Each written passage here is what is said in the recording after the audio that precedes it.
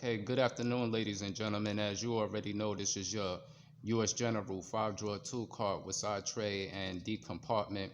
Today is Thursday, as you can see. We now over at the storage unit, still getting to it, getting through quite a few modifications and things like that. Been working all day. Okay, if you've been following the videos and staying tuned, you would know that I've been doing quite a few different modifications. Okay, I did get finished, with getting through a couple of more others throughout the day so far. So just to give you a little update, just as well as you can see, the background scenery has changed a little bit. All right, I've been changing up some things coming along this week because I got some other plans in store. All right. But as I always state, as usual, I always keep my signature lingering somewhere in the background. My Dunkin' Donuts coffee. You already know. Okay? Alright, so pretty much, once you pay attention, gonna show a few finishing touches to a couple of mods that I did speak about in the past in quite a few other videos and things like that. Like I stated, I'm still getting to it, still got a lot to go. I only basically just got through just simply a couple of few mods, that's mainly more based around the core tools in this particular service card and cordless power solutions and things like that. But there are other modifications that's going to come to the service card as far as diagnostic means and things like that, and as far as power supply, and I have quite a few different ideas. All right, but just to give you a little brief display of what I just got finished doing. All right, we're going to jump right into it, dive right in. So walk with me, let's get it.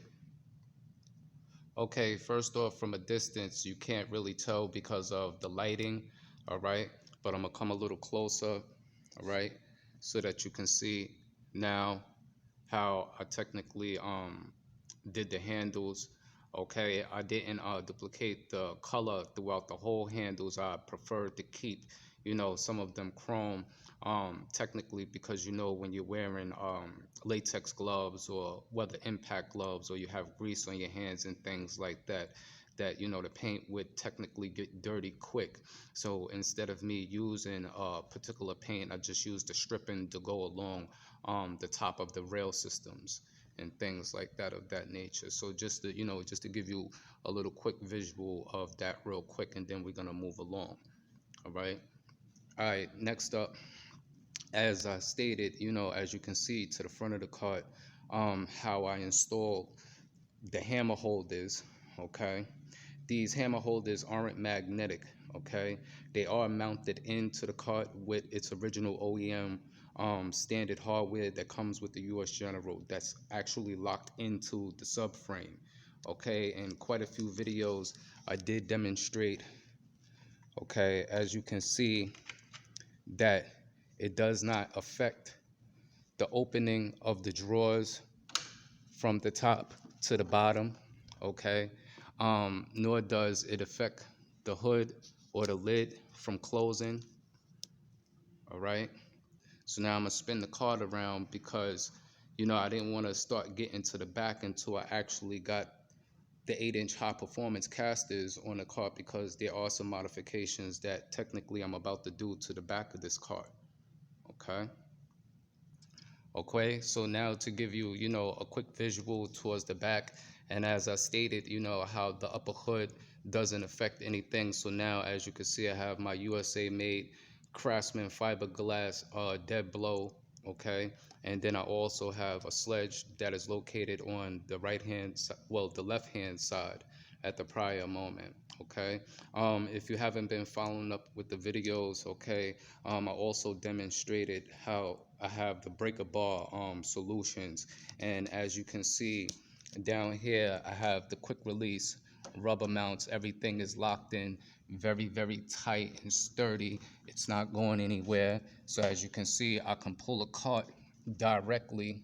Okay, so it's not going anywhere. It's very firm and tight. You can basically use this for your long pry bars or breaker bars This is a snap-on 36-inch breaker bar right here. So we all know that the 36 inches do not fit directly in these 30-inch carts. Okay, you can mount these vertically or laterally. All right, I do actually have other solutions where I could actually have fitted inside the car, but I'd rather it be accessible towards the outside. So technically I can just snatch the latch and pick up and just go and hurry up and get, you know, to the work and get busy as always. All right. But yeah, just to give you, you know, a little demonstration of that. So now that you see there are 4 all the way around the cart. So this is a solution, you know, because most people in some of their service carts, they do hold their hammers. You know, us as technicians, we do use a lot of different specific hammers and things like that, and it can take up a lot of real estate, you know, especially in a small service cart. More than likely we choose to actually store them in a more bigger storage compartment, but at times they are needed right then and there on the spot. So, you know, some people, they do keep them in their service carts, but this is a good solution right here. All right, I'm gonna put the hood down so that you can basically get a look to see, you know, how it doesn't have any interference or anything like that. Okay, so as you can see how, you know, the 4 mounts is all the way around. Okay, give you a good quick visual of everything. Like I said, you know, the mounts nor the upper hood lid or the drawers are not affecting anything. As you can see here, okay, with the sledge, and you can see technically the difference, okay, just to give you a good look, okay.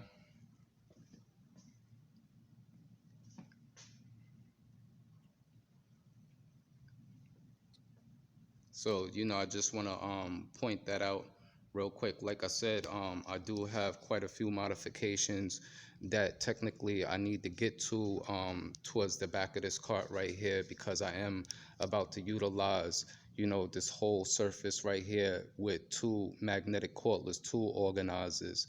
Okay, these carts are 30 inches, okay, and the 2 magnetic cordless tool organizers, they fit just perfectly, okay, in their size and their dimensions and their specs to run across. In the beginning, I thought, you know, because each cordless tool organizer only holds 3 particular guns, technically now I just realized that I can actually get 8 different units, okay, along the back here, with made me come to that conclusion, okay, was this modification here, as you can see, okay. And if you notice, okay, how I have these as the extensions, okay, in order to fit 5 cordless tools, all right. Okay, so now as you can see, you know, some things have changed up. I'm a little now uncluttered, okay. I did have to step up the storage unit because I am about to bring all my other equipment from another state soon to the location, you know, where I'm residing at now, because I do technically have a lot of equipment, okay. In the last previous videos, you know, that I put out, okay, as you can see back here, you know, in most videos, you never see that I actually have, you know, a workbench, okay, that's fully, completely full with equipment, just as well, you know, as you see equipment all along the wall here. Okay, so when I'm throwing up the videos and things like that, yes, you see the US General 5-drawer tool card, and you know, it does technically, you know, have some equipment in it, but it doesn't have all equipment, okay. Because I was in the other storage unit, it wasn't always easy for me to get out everything, you know, to throw little videos and reviews and things like that. I just technically used to shoot content on what things that was accessible to me without me having to, you know, go through a hassle of trying to dig and get to things that was either um, behind this workbench or locked in it and stored with so many other different things, okay, technically all over it, as you can see. Like, I got equipment everywhere, okay. um Matter of fact, I never did a review. As like I was stating, I have a lot of Milwaukee M18 tools also. I never shot a video on a Super Sawzall. Okay, as you can see down there, um there's some diag equipment also. Let me see something. Okay, this is the Mictronics EXP. Okay, this is a battery diagnostic tool right here, diagnostic analyzer. Okay, there's quite a few things, you know, that I still haven't technically got to at the prior moment. You know, when I do get the time, I will get to it. All right, give you a little brief look at, you know, what's in the workbench for all my snap-on snappy compadres out there and things like that of that nature. All right, just give me a second.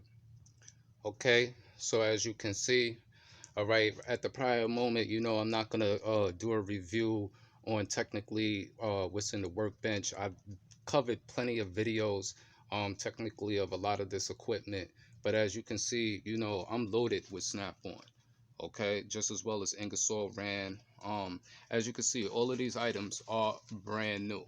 Okay, as you can see, you know, it's jam-packed to its capacity. Like I got so many sockets, you know, my socket selection is possibly roughly about $14,000-15,000 alone.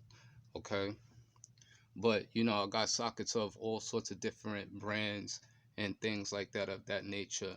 As you can see, these are the boxes, you know, for my 1/2 inch Ingersoll at the bottom. Okay, so you know, like I state, you know, just because I have a US General 5-drawer tool card and, you know, I technically don't have a KRL or Epic or, you know, something like that, like I have the tools to match those boxes. Okay, and things like that of that nature. Plus, there's plenty of other different things that's in here that you are not technically getting an opportunity to see at the moment. But when I do get time, you know, I will get to it. All right.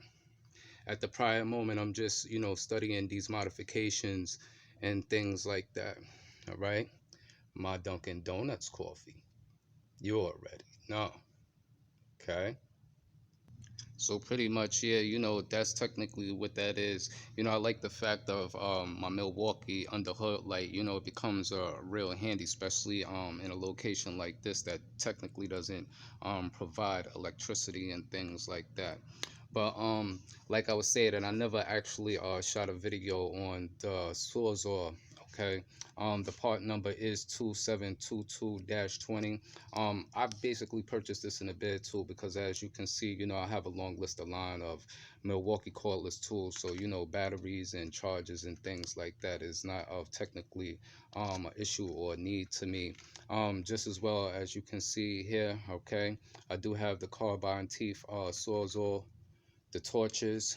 Okay, the part number here is 48-00-5301.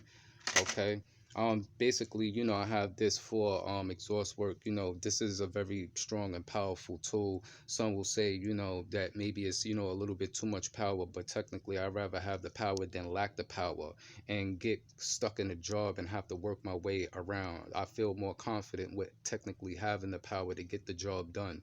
Okay, so technically this is why this particular tool is put in place right here. Just as well, not just for, you know, automotive service and things like that. There's other work that I actually get to also in the same token.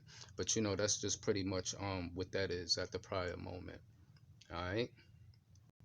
So, you know, pretty much like there's a lot that I gotta get to. There's still a lot of things that are packed up in boxes and things like that. Real quick, anybody out there who have the Noco Genius Boost 150, or I believe this rapid charger is compatible, I think, for 2 different Noco Geniuses. But as you can see, the part number is XGC4. Okay, this is a 56-watt power adapter. This is the rapid adapter that actually charges those booster packs extremely fast. Okay, just as well is up here. As you can see, the part number for this right here is GBC012. This is also for the Noco Genius Boost. This is a memory saver that connects to the Noco Genius. As you can see, these keeps the settings keeper. Okay, just in case you're not aware of this particular product right here. So as you can see, the part number is GBC 012. Okay, very good item, very good item. I haven't actually had absolutely no issues, you know, with any of that equipment. In the past I have what is these, either torque wrenches, and here's a Cornwell serpentine belt kit, okay, with its hex squares and its crow's feet that technically go with the set, but it is Cornwell. I'm not quite sure the part number at the moment. I have put that Cornwell tool in a particular video in the past, but there's some things that I'm going to get back to, like I said, because I actually have a lot that's technically in this workbench, things that I still haven't covered just yet, just as well as quite a few diagnostic tools and things like that that I do actually have. As you can see, you know, I still keep all the boxes and things like that to detect the impacts, which detect the impacts are technically in the card. Just as well, you know, I have a long range of socket selection. So, you know, I give, you know, certain brands a particular try, you know, in the professional settings. Okay, put them, you know, not do no stress test or anything like that, but really work with them. Okay, so that, you know, in some time I can give a good review on them, and, you know, explain and allow people to understand, you know, the tolerance, and, you know, what you can do with some of this equipment and what you cannot do with some of it. All right.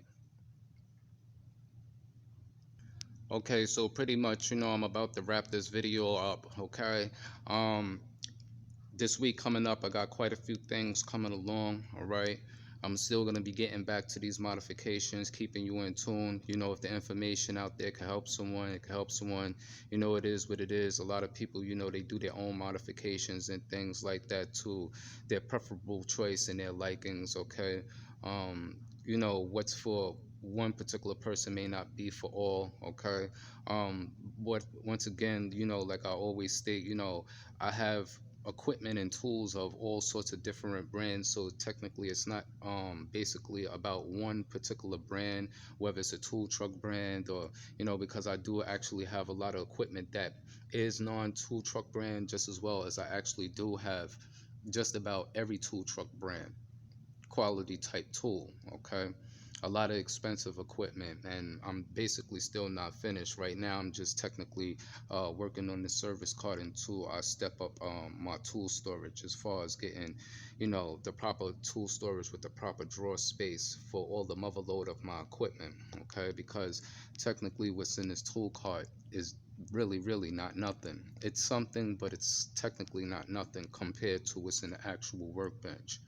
All right, so everybody enjoy the rest of your day out there. Enjoy the rest of your evening. Keep it a safe and a blessed one, as always. Until that next tool review, next tool haul, next modification video, we're going to check you later. Peace.